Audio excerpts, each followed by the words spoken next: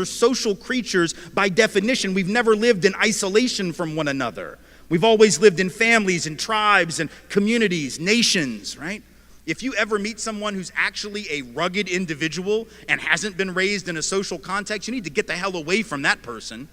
They would be like a feral animal, right? They would be wild. It'd be like being raised on an island by a porpoise. They wouldn't even know how to have language. They'd probably try to eat you because they wouldn't understand there's like a taboo against that, right? You need to get the hell away from anybody who's actually a rugged individual, because there are no such thing.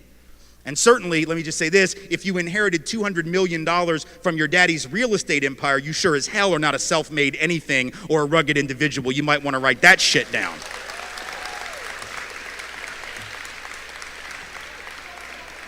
So there is no rugged individual anything. We're all social beings. Some have had opportunity, others have not. Unless we're honest about that, unless we're willing to have a conversation, we end up misleading ourselves and we can't understand what we're seeing. And then if we can't understand it, we're not going to fix it, right? We're not going to fix the disparity in housing if we don't understand where it came from. So if the data says, and it does, that white folks on average have 15 times the net worth of black folks, 13 times the net worth of Latino folk, right? We just assume, well, we must have worked harder. Is that right? That's interesting, because actually the black folks and brown folks have done some of the hardest work in this country ever since the country was founded. Were it not for the labor of African descended peoples, there would be no country at all. In fact, it was my family, white slave-owning family in the South, that got black folks to do all the hard work because we were lazy asses and didn't want to work at all. White folks in the South on the plantation used to want to sit on the porch and drink mint juleps and have carriage rides rather than work, while black folks did all the real labor. And yet we decided that black folks are lazy, which I find fascinating. Right? And then people write to me and say, well, these black people, they're just taking all the jobs. Okay, which is it, precious? Because it can't be both. People of color can't take all the jobs and be lazy. I don't ask much of racists because I expect very little. But you cannot be lazy and take all the jobs. Are we at least clear on that? Like, if you took all the jobs, you were like the opposite of lazy. If you are indeed lazy, you probably did not even take one job, let alone all of them. So I just need racists to get their damn story straight. That's all I ask. I just don't like moving targets. That's all, right? But if I don't tell my daughter the truth, she defaults to the position of the culture, and then she can't understand what the problem is. The same is true with policing. You can't understand the Black Lives Matter movement and the importance of it if you don't know the history and the relationship between law enforcement and black and brown peoples. If you understood that history, you wouldn't ask one question about why this movement is necessary and why it's righteous. If you knew that history, but you don't know it, and it's not your fault. You weren't supposed to know it, and nobody taught it to you, right? So you don't have to know that modern policing traces back to slave patrols.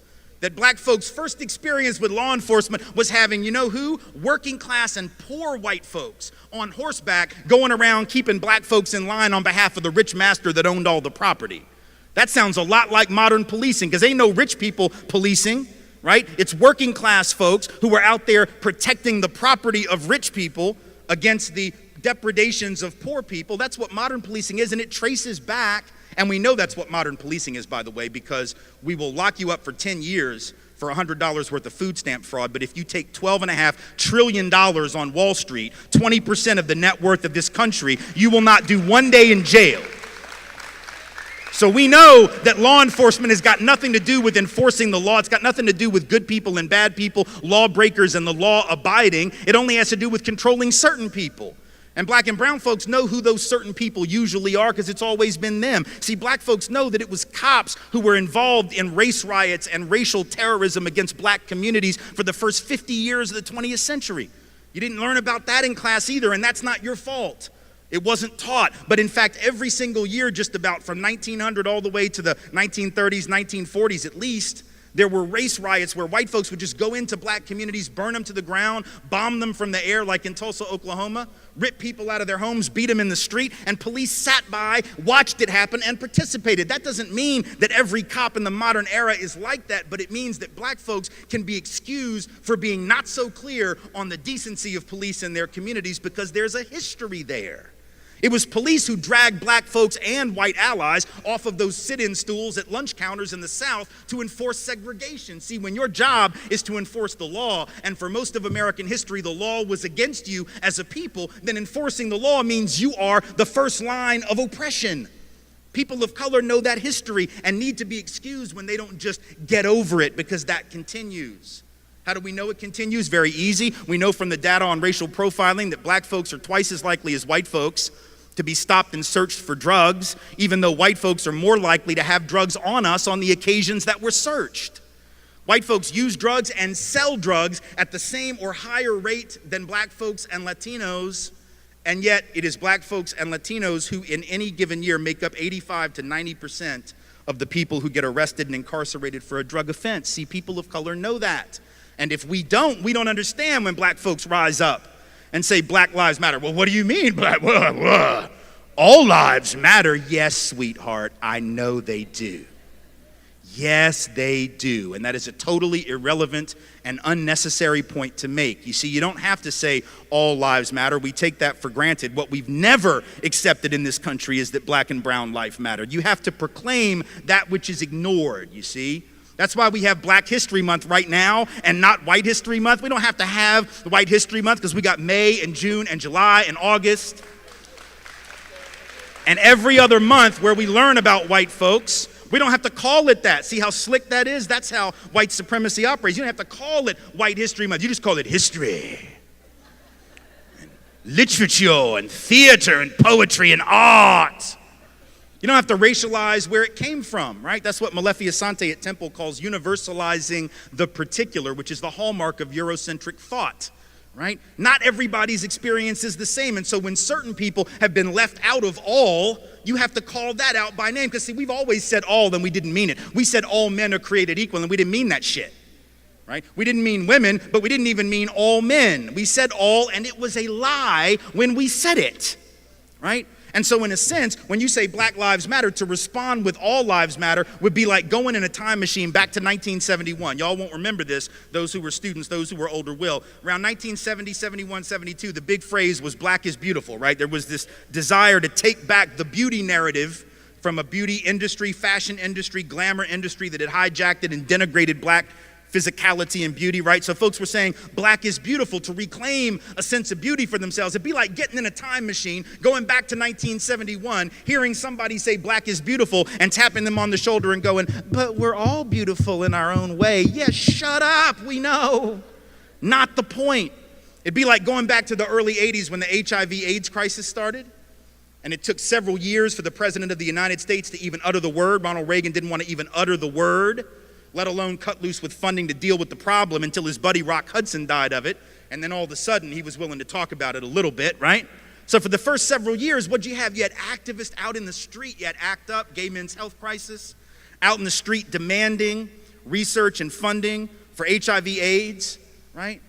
And what they were saying, in effect, was people with AIDS lives matter. That wasn't the actual phrase, and we didn't have hashtags, but that was essentially what they were saying, right? People with AIDS lives matter, and we need to pay attention, because right now we're not paying attention to that.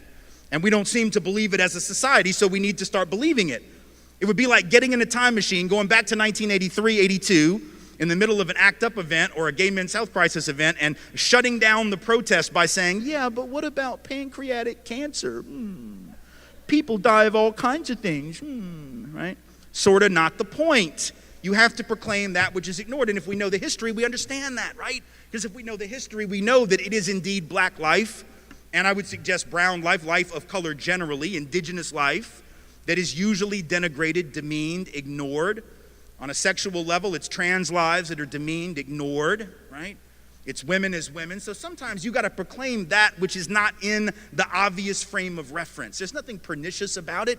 It's not about saying black lives are worth more than other lives. It's about, damn it, these lives actually do matter. And even though the history says they don't, we're here to tell you that they do. And there's nothing wrong about that at all. But if you don't know the history, it might seem untoward. And I get it. And again, it's not your fault that you don't know the history, but it is our responsibility to learn it and then apply it to what we see. Same is true with immigration. This immigration drama that we have right now is only possible because we don't understand our own history. As a country, and particularly those of us of European descent, we have lied to ourselves about how we got here and for what reason. See, black folks know why they're here. Native peoples know why they're here and how they got here. A lot of Asian folk know, particularly if they're Chinese American, they know they got here because their ancestors were brought over to work on the railroads by the railroad barons who didn't care if thousands of them died laying track 19, 20 hours a day.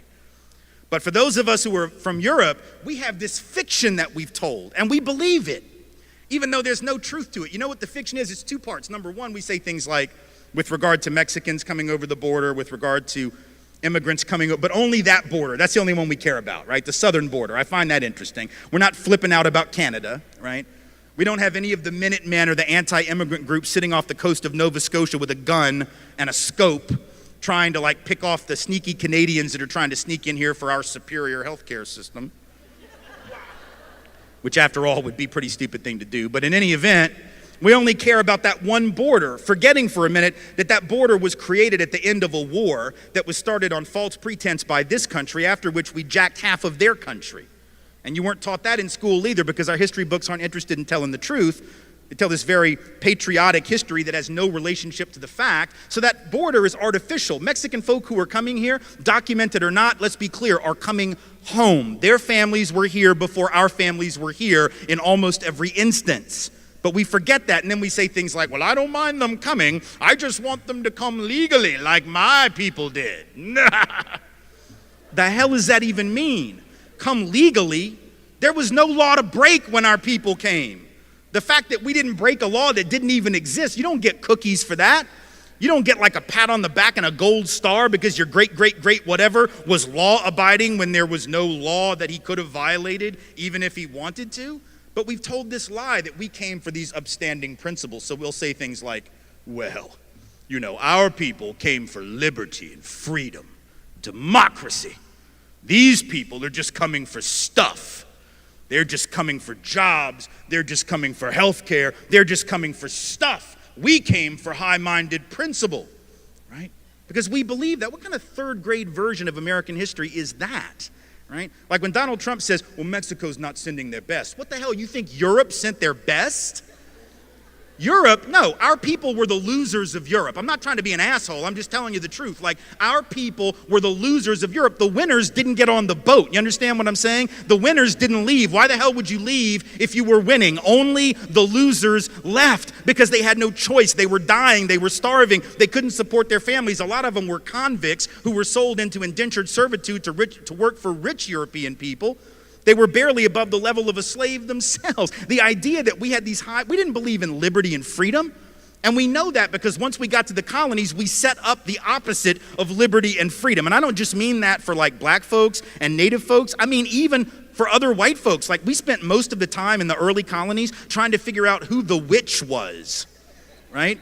It was like, well, you're not a Christian. Well, no, you're not a Christian. Well, no, you're not a Christian. I'm going to hang you from a tree. Really? Well, I'm going to drown you in the stream. Well, I'm going to set you on fire. Like, that wasn't liberty. The colonies were some of the least free places in the history of the cosmos.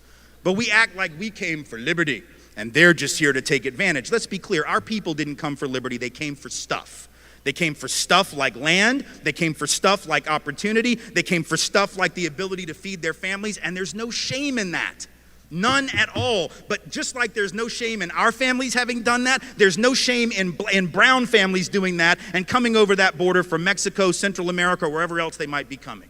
There's no shame in any event, but we've told a lie. It's like we have this image in our head that sometime in like 1650, this was a common scene in England. All the nice white noblemen got together, and one of them gathered his children around the fireplace in the middle of the 1600s and said, well, now, children, I think you'll agree with me that we're doing quite brilliant here, and we have this big mansion, and we have all this gold, and you remember last week when the king invited us to the palace, and you played out in the garden with his children. I know, it was brilliant, right? It was great, it was great, it was great. I bet it was lots of fun, but Daddy thinks that we need to stop all that nonsense and maybe strike out on an adventure, so here's my plan. Even though we're doing so well, even though we pretty much run the show here in England, I think that what we should do this summer, follow me, stick with me, I know it's going to be a stretch, but I promise it's going to be great, is we should get on a big boat. A rickety old ship. I don't even know if it's seaworthy, children. It might sink. We might be eaten by sharks. We might get hijacked by pirates. We might get scurvy and die a horrible death. However, I think you will agree it will be an adventure, a great one indeed. That did not happen. Noblemen didn't leave. Those who were doing well did not leave. Only the losers got on the boat. People say things like, well, my family came over on the Mayflower. Okay, sweetheart, you might not want to talk about that. If you actually knew who was on those early ships, I'm not sure who was, but I know who wasn't. The king. The king was not on that ship. Nobody the king really wanted to keep around was on that ship, right? So our inability to see this, though, understand the importance historically. If we don't understand that we came for the same reasons that folks come today, be they documented or not, then we can't see them in us, and we can't see us in them. And that's why we have this drama, because we're spending all this time pretending that our motivations and our even human decency and ethics are different when they're not, you see. This is why history matters so much. We can't fix any of these problems, whether it's immigration issues, whether it's criminal justice issues, whether it's wealth disparity, all of that. We can't do anything about that if we're not willing to understand history. But let me close with this. And it's a point that I think needs to be made, because sometimes when we talk about racism and we talk about the heavy weight of history, sometimes people assume that there is an attempt on my part or other anti-racist activists or educators' part to instill guilt in white people. I have no interest in white guilt, none. And people of color surely have no interest in white guilt. Guilt will not liberate anybody from anything. It will not liberate any of us from systems of inequality. It isn't about feeling guilty. It's not even about white people per se. It's about whiteness as a system, right?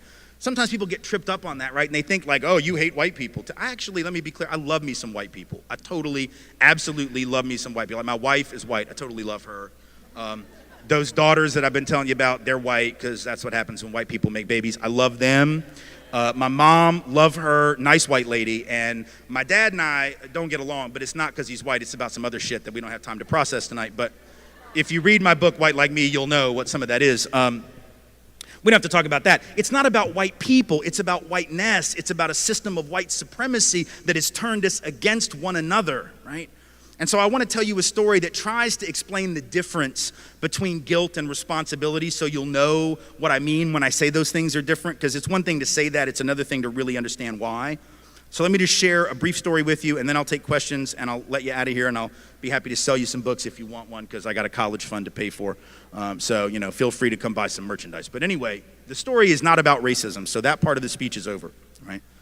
It's not about oppression. It's not about privilege. It's not about inequality. It's about something totally different. But I think the story has a lesson in it about those subjects. So it has to do with something that happened to me when I got out of college. I graduated 26 years ago this May from Tulane University in New Orleans. And when I graduated, for some reason, I'm still not totally clear on this, I thought it would be a really great idea to move into a very large house with 9 other people. Let me just give you a little life advice, all right? Like, if you haven't already figured this out, okay, do not think for 1 minute that it is ever a good idea to move into a very large house with 9 other people. It usually is not nearly as fun as you think it is going to be. It has all kinds of problems, but we didn't think about any of those. We thought it was going to be great. Why? Because it was going to be cheap. And we needed that because we were broke, right? We were right out of college. We didn't have any money. Rent was $525 a month. I don't mean per person, I mean total, right? So again, not good at math, but I can do those numbers. $52.50 per person per month, man. You add the cable bill, the utility bills, we split the food, right? It's still less than $100 a month. So like on that level, this was a great idea, right? This was brilliant, right? $100 a month, man. Even in 1990 dollars, that was good, right? It'd be ridiculous today, but it would be good even by 1990 standards. So on a financial level, it made sense. But about 6 weeks into this little experiment in communal living, we came to understand, or at least I did, why it had been a terrible mistake. And this is what happened. I was working downtown and I was living uptown. So I get on the streetcar to come back uptown in New Orleans. I get off the streetcar, I walk, 5 blocks or so into the house on Robert Street. I go up the steps at 1805 Robert. I open the door and I'm met by this incredible smell. And I mean that in a good way, which is important to point out, because when you live with 9 other people, there's all kinds of smells. They're usually not good. This one was actually really nice. It was the smell of dinner being cooked for the whole group, because we also took turns making dinner for each other. And this particular night, one of my roommates was making dinner. On the left front burner of the stove, there was this big pot of gumbo, right? And man, that's what you do in New Orleans. Big pot of gumbo, and it smelled good, and it looked good, and it even had shrimp in there. Not many, like I said, we were broke, but it had like 3. 3 of those really little bitty ass shrimp, those shrimp that are like so small, right, that they make jumbo shrimp look like lobsters or something, right? And so I looked at it and I smelled it and I thought, man, that looks great. And when my roommate asked me if I wanted any, I normally would have said yes, but as it turned out, I didn't know he was going to make gumbo for the night. And so I'd already had dinner downtown before I, came uptown after I got off work. So I said, hey man, I already ate, but do me a favor. Smells great, looks great. Take me some of that, put it in a container, put it in the fridge. I'm going to take it to work tomorrow for lunch. And he said, okay, great. And so he does that, and then I go upstairs and, listen to music, watch TV, hung out with some friends or whatever, and did whatever we did for fun in 1990. There wasn't much. Like social networking in 1990 was pretty much you just walk down the hall to your roommate's room and you're like, hey, what you doing? And they were like, nothing, it's 1990, there's nothing to do, go back to sleep. Get with us in like 15 years and there'll be something maybe, or 20 years, right? So we all sort of go to bed early. I went to bed sort of early, woke up the next morning at like 7:30, came downstairs to get some coffee, get ready to go to work, and I noticed that on the left front burner of our stove was still the same pot of gumbo. And man, it did not smell as good or look as good as it had the night before. And my roommate had neither saved any of it for me, nor had he cleaned it. So I was pissed on 2 levels, right? Now the food had gone to waste. I definitely wasn't going to eat it now. But he also left the mess for me or, maybe one of the other roommates to clean. So I sat there and I thought about what I wanted to do. Part of me wanted to wake him up, right? Get him to clean it, give him hell for it. But then I thought, no, I'm going to be nice. I'm just going to clean it. I'll take it up with him when I get home. So I took the pot of gumbo and I brought it over to the sink and I got the brush and the soap and I started running the water into the pot of nasty day-old gumbo, and I stopped myself halfway through. And I said, man, I don't have to clean this. This isn't my mess. I didn't even eat any of this, let alone did I make it. So now I'm feeling really self-righteous because I'm talking myself out of doing the hard work, right? So now I feel real smart. So I take the pot of gumbo and I put it right back where I found it on the left front burner, right? And I walk out the door, head held high, knowing that I had not been suckered into cleaning somebody else's mess, right? So then I come back that night at about 6:15, 6:30, and I see one of my other roommates making dinner on the right front burner of the stove. But on the left front burner, right where it had been now for 24 hours, is the same pot of gumbo getting nastier, more disgusting, more crusted on the sides of the pot. I looked at my roommate, I'm like, man, what are you doing? Like, I know you can smell dinner from last night. How the hell can you make dinner for us now on the right front burner when it's right under your nose? Why don't you clean that?